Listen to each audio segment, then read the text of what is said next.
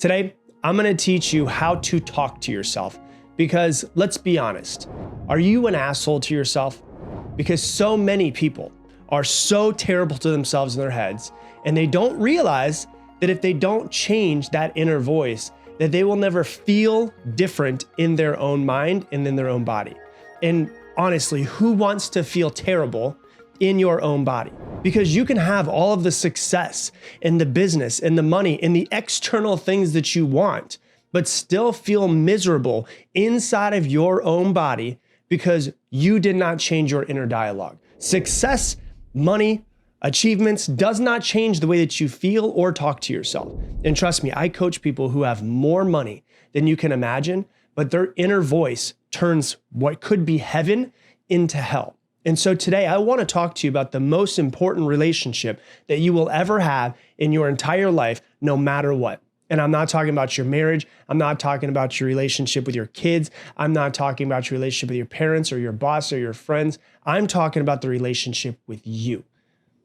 That is the most important relationship you ever have. All of the other ones, they definitely matter a lot. But your relationship with you, your own inner connection, affects everything and everyone around you.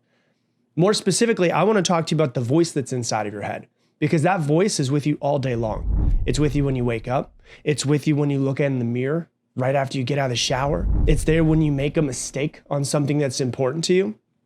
It's there when you're trying to figure out if you should try something new. It's there when you're scared, when you're excited, when you're failing, when you're growing, and when you're dreaming bigger than your current identity knows how to actually handle. And for a lot of people, that voice is not supportive. It's critical, it's harsh, it's judgmental. And that voice says things like, you're not good enough, you always mess this up, you're so stupid, you're ugly, you'll never figure this out. Who do you think that you are?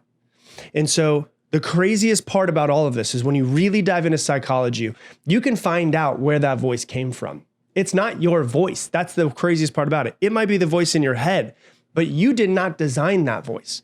Most people never step back and ask, like, whose voice is this? Because psychologists are pretty much have almost a consensus that have found out that the voice inside of your head is often the internal voice, like the internalized voice of your primary caregivers.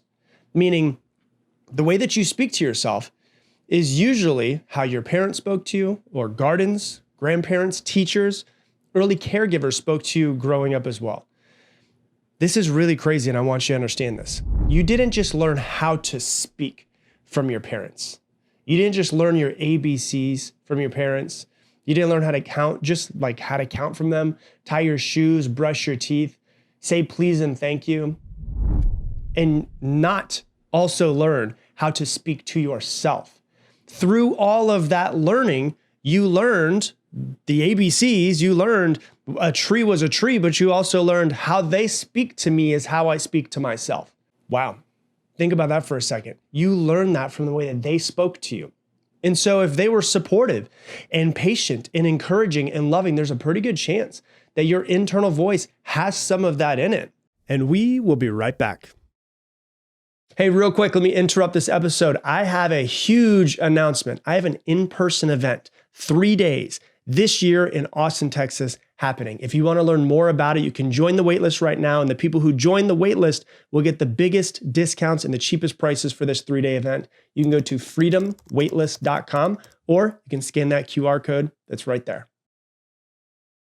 And now back to the show. But if they happen to be critical or impatient or dismissive or angry or impossible to please, there's a pretty good chance that your inner voice might have learned some of that too. And I want to be very clear here. I'm not trying to blame your parents for anything. I don't want you to blame your parents for the rest of your life, because at some point, healing as an adult requires us to say, okay, listen, like this may not have started with me, but it has to change with me. That's what being adult is. Like, that's what it is. That's self-leadership. That's the moment where you stop letting an old voice run your whole operating system of your life. Because if you do not change the way that you speak to yourself, that voice will limit you. Not because the voice is telling the truth, because most of the time it's actually not the truth. It's just the repetition of what you've been thinking for a long time. Whatever you repeat long enough, you will eventually start to believe. Do you understand that? You'll eventually start to believe whatever you think the most. not because it is true here in reality. It's because it feels true to you in your head because you've said it so many times. And that's a huge difference. It doesn't mean it's true in reality. You think it's true in your head, but it's not true in reality. I need you to really, really understand this. A thought can feel true and not be true. I'm not lovable can feel true. I'm behind can feel true. I'm always a failure can feel true. I'm too much can feel true. I'm too loud. I'm not enough can feel true. Yet all of those things can feel true and not actually be true. They're just old programmings that you've repeated so many times that your brain now acts like they are a fact. Your brain is like cosmic Google, right? You go into Google and you type something in and you're going to get some sort of answer, right? Whatever you type into it, it goes, searches the entire internet, finds evidence for it, and then gives it to you.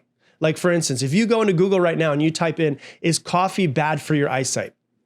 There are studies and websites that say coffee is bad for your eyesight. But if you go into Google and say, is coffee good for your eyesight? There are studies and websites that say coffee is good for your eyesight. And so if you go in there and you type into your brain, why am I such a failure? And you ask yourself that, your brain will go, cool, let me pull up some of the archives. And then it will show you that time that you failed in that relationship and the time that you failed in that business and the time that you study really hard for a test and you still bombed. The thing that you started that was important to you and you got scared and quit. It will always find what you're looking for. You will always find what you're looking for. You have to ask yourself though, what am I looking for? Am I looking for how I'm not good enough, not smart enough, not pretty enough, how I'm a failure, how I'm going to be a loser, how I'll be alone forever? Am I looking for that? Or am I looking for something better? If you say, how do I fuck up? It'll go, remember that mistake that you made 14 years ago that nobody else remembers? Well, your brain has saved that in 4K. Let's go ahead and replay it for you. Your brain will always try to answer the question that you give it. What are you asking of it? You got to give it better questions. So instead of saying why am I like this? Start asking yourself, what am I learning right now? Right? This is really hard. Why am I always like this? Why is it so hard for me to study? Why is it so hard for me to get things? Hey, what am I learning right now? Instead of going why do I always mess things up? Why do I always fuck up everything? Ask yourself, how can I support myself through this right now? Those are two completely different questions. And the questions that you ask yourself will give you whatever it is that you're looking for. Instead of asking yourself, what's wrong with me? You could ask yourself a question like, hey, what part of me really needs support right now? Those are two completely different answers that you're going to get. Do you see that? Because a shift in words is a shift in perspective. And a shift in perspective can shift your entire life. One of the things that I do as a coach, and what most coaches do, like good coaches do, is they don't change your life. They don't tell you what to do. They change your perspective because usually your perspective is the problem. And if you can shift the perspective and you can see something from a different angle, that old perspective has to fall. And now you have to rebuild a new perspective, which can be a more beneficial perspective that actually helps you build your life in the direction you want to go. And I want you to do this real quick with me, okay? I want everybody to do this. I want you to think of somebody that you love, more than anything else in the world. Maybe it's your daughter, maybe it's your son, maybe it's your husband or wife, maybe it's your little niece or nephew, preferably somebody who still has some innocence left in them. Maybe it's a little kid, right? If you could think of your niece or nephew or kids, someone who still has some innocence left in them, right? And I want you to picture the face. I really want you to do this right now. Think of them for a second. Think of how much you love this person. And then I want you to imagine them making some sort of mistake. Imagine that they fail at something important to them. Imagine that they try something new and it doesn't work out. Imagine that they look at you and say, you know what, I don't think I could do this. I don't think that I'm good enough. Would you ever speak to them in that moment the way that you speak to yourself? Would you? Would you ever speak to them the way that you speak to yourself? Would you say, yeah, you're right, you're pathetic, right? Would you say, wow, yeah, you really are far behind for your age? Would you say something like, yeah, you know what, you do always ruin everything? Or would you say yeah, you know what, nobody is going to love you? Of course not. You would never say that to them. You would get down to their level. You would soften your voice. You would look at them in the eyes with as much love as you could possibly bring. And you'd say, hey, it's okay. You're learning. I'm proud of you for trying. This doesn't define you. You're getting better and I love you. Why don't you talk to yourself that way? Seriously, why? Why does the person that you spend every second of your life with get the worst version of your voice? Why does that other person get your compassion and your encouragement and your patience and your softness, which they do deserve? Don't get me wrong, they do deserve it. I don't want you to stop giving it to them. But why did you not treat yourself the same way? Like, I really want you to think about this deeply. Like, I'm at the point where my son is young and he's learning things and he's messing things up.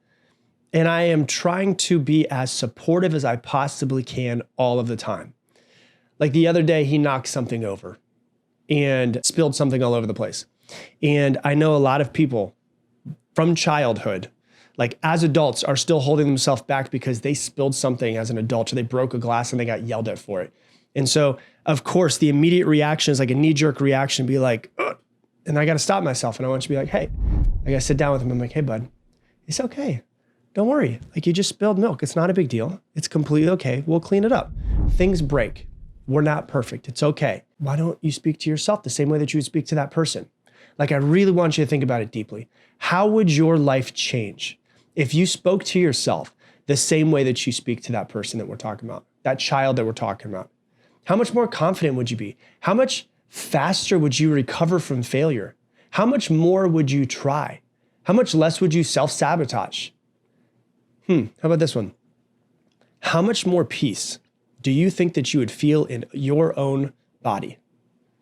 Because you have to be your biggest fan. You have to be supportive of yourself. You cannot be your worst enemy and then wonder why things feel so heavy. And I've done this before and I've messed this up. You cannot beat yourself into confidence. I promise you. I've tried it. It didn't work. You cannot shame yourself into self-worth. You cannot bully yourself into becoming the highest version of yourself. That's not how it works.